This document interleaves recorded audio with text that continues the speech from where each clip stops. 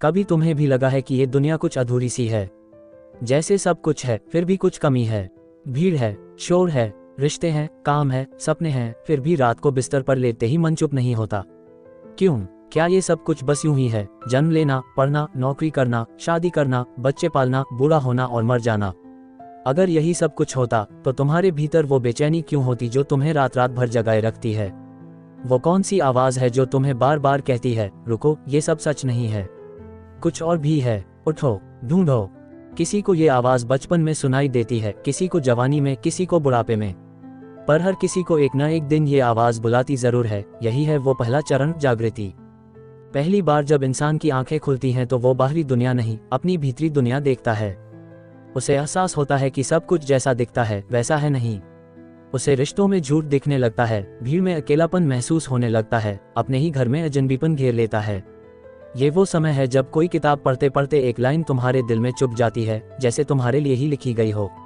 कोई भजन, कोई मंत्र, कोई गीता या उपनिषद की लाइन तुम्हारे भीतर कोई खिड़की खोल देती है। फिर तुम उस खिड़की से झांकने लगते हो, वो दुनिया देखने लगते हो जिसे देखने की हिम्मत न जाने कितने जन्मों से नहीं हुई थी। पर यह पहला चरण जितना सुंदर लगता है उतना ही डरावना भी होता है, क्योंकि जब सवाल उठते हैं तो जवाब देने वाला कोई नहीं होता। जब तुम अपने करीबी दोस्त या परिवार से पूछते हो, क्या तुम्हें कभी ऐसा लगा है, तो वो हंसकर कहते हैं, ज्यादा मत सोच, पागल हो जाएगा। और तुम्हारे भीतर कोई और ही दुनिया पनपने लगती है जिसे कोई और देख नहीं सकता। यही अकेलापन तुम्हें दूसरे चरण की ओर ले जाता है, संघर्ष। ये संघर्ष किसी बाहरी दुश्मन से नहीं होता, ये उस इंसान से होता है जो अब तक तुम थे।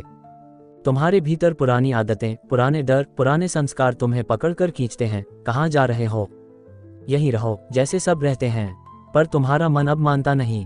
तुम्हें सवाल सताते हैं, मैं कौन हूँ, कहाँ से आया हूँ, मरने के बाद क्या होगा, क्या भगवान सच में है, अगर है तो कहाँ है, मंदिर में, मस्जिद में, गिरजाघर में, या फिर तुम्हारे भीतर? तुम एक दिन मंदिर जाते हो, घंटियां बजती हैं, धूप दीप जलते हैं, लोग माथा टेकते हैं, पर तुम्हें वो भगवान वहां नहीं दिखता। अगले दिन मस्जिद जाते हो, अजान की सदा सुनते हो, पर तुम्हारा दिल कहता है, ये सिर्फ रास्ता है, मंजिल नहीं। तुम गिरजाघर जाते हो, गुरुद्वारा जाते हो, हर जगह एक शांति मिलती है, पर अधूरी। तुम्हें समझ आता है कि भगवान कहीं बाहर नहीं, तुम्हारे भीतर है, पर भीतर जाना सबसे कठिन है। इसी संघर्ष में कई लोग डरकर वापस लौट जाते हैं, वो फिर से दुनिया के रंग में खुद को रंग लेते हैं। पर कुछ लोग, जिनकी आग सच्ची होती है, वो हारते नहीं। वो भीतर ही भीतर उस घुटन को पालते हैं जो हर दिन उन्हें जला जला कर नया बनाती रहती है। यही घुटन एक दिन टूटकर समर्पण में बदल जाती है। जब इंसान समझ जाता है कि जितना लड़ना था लड़ लिया, जितना भागना था भाग लिया, अब कुछ पकड़ में नहीं आता, तो वो चुप हो जाता है। वो हार मान लेता है, पर ये हार नहीं होती, ये समर्पण होता है। तुम कहते हो, ठीक है प्रभु, जैसा आप चाहो वैसा कर लो, मैं कुछ नहीं जानता, मुझे बस अपनी मर्जी से बहा लो। और यही तीसरा चरण है, समर्पण। अब तुम नदी हो, धारा तुम्हें बहा रही है। तुम हर उस चीज को छोड़ने लगते हो जो तुम्हारे बस की नहीं थी, तुम्हारे अहंकार को, तुम्हारे झूठे डर को, तुम्हारी बेवजह की उम्मीदों को। तुम रिश्तों से मोह छोड़ने लगते हो, पर प्यार नहीं। तुम दुनियादारी छोड़ने लगते हो, पर जिम्मेदारी नहीं।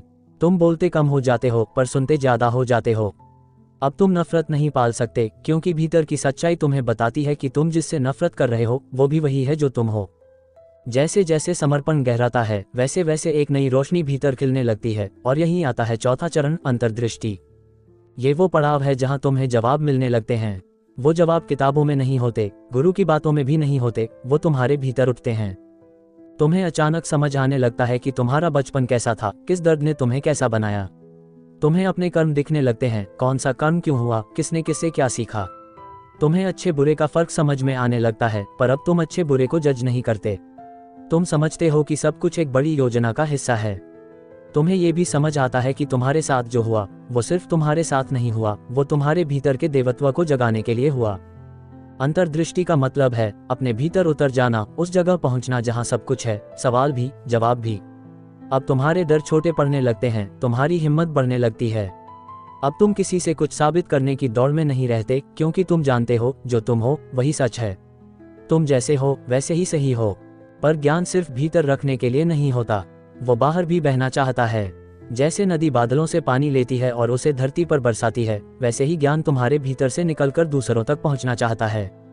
यही है पांचवा और अंतिम चरण, अभिव्यक्ति। अब तुम्हारी उपस्थिति ही लोगों को बदलने लगती है। तुम कुछ कहो या ना कहो, तुम्हारी आंखों में जो चमक है वो लोगों को खींचती है। तुम किसी दुखी को गले लगाते हो तो उससे सुकून मिलता है, वो नहीं जानता क्यों, पर उससे तुम्हारे पास शांति दिखती है। तुम किसी बच्चे से बात करते हो तो तुम्हारे शब्दों में सिखाने वाली कोई कोशिश नहीं होती, पर वो बच्चा तुम्हारी ऊर्जा से सीखता है। अब तुम किसी को प्रवचन नहीं देते, तुम्हारा जीवन ही सबसे बड़ा प्रवचन बन जाता है। तुम्हारे भीतर का देवत्व बाहर झलकने लगता है। तुम अब लोगों को तोड़ते नहीं, जोड़ते हो। तुम अब दुनिया को बदलने का दावा नहीं करते, तुम बस अपनी मौजूदगी से लोगों को अपनी दुनिया बदलने की ताकत देते हो। तुम्हारी हंसी, तुम्हारा मौन, तुम्हारी आंखों का पानी सब एक मंत्र बन जाता है। यहीं से तुम्हारी यात्रा कभी खत्म नहीं होती, बल्कि हर रोज नई शुरुआत होती है। कोई तुमसे सीखता है, कोई तुम्हारे दिखाए रास्ते पर चलता है, कोई तुम्हारी कहानी सुनकर अपनी कहानी लिखने निकल पड़ता है। ऐसे ही एक एक जागे हुए इंसान से ये दुनिया बदलती है, बिना शोर के, बिना क्रांति के। पर यह यात्रा आसान नहीं। जागृति का दर्द सहना पड़ता है, संघर्ष के आंसू बहाने पड़ते हैं, समर्पण में खुद को गलाना पड़ता है, अंतर्दृष्टि में भीतर के अंधेरे को देखना पड़ता है, और अभिव्यक्ति में हर रोज खुद को खाली करना पड़ता है। पर एक बार अगर तुमने ये रास्ता पकड़ लिया तो फिर कोई मोड़ तुम्हें वापस नहीं ले जा सकता। तुम लौट भी आओ तो वही पुराने नहीं रह सकते, क्योंकि तुमने वो देख लिया है जिसे शब्दों में नहीं बांधा जा सकता। तो अब सोचो, क्या तुम तैयार हो? क्या तुम सच में वो आवाज सुन सकते हो जो कहती है, अब उठो? क्या तुम अपनी ही बनाई सीमाओं को तोड़ सकते हो? क्या तुम भीतर के डर को आंखों में आंखें डालकर देख सकते हो? अगर हाँ, तो एक दिन तुम भी वही बनोगे जो तुम हमेशा से थे, सिर्फ तुम ही। न कोई नाम, न कोई चेहरा, बस एक चेतना जो हर कण में है, हर सांस में है। और जब कभी तुम्हें लगे कि रास्ता मुश्किल है तो बस अपनी आंखें बंद करना, एक गहरी सांस लेना और खुद से कहना, मैं तैयार हूं। फिर देखना, तुम अकेले नहीं रहोगे। कहीं ना कहीं कोई और आत्मा भी तुम्हारे जैसे ही जाग रही होगी और उसकी ऊर्जा तुम्हें थाम लेगी। ये 5 पड़ाव हर किसी को नहीं मिलते, ये उसी को मिलते हैं जो तैयार होता है। अगर तुम तैयार हो तो इस संसार का हर दर्द, हर सुख तुम्हारा साथी है। फिर डर किस बात का? बस बहो, खुद को पिघलने दो और इस दुनिया को वो लौ दिखाओ जो तुम्हारे भीतर जल रही है। शायद यही जीवन का सच है, जागना, जलना और रोशनी बांटना।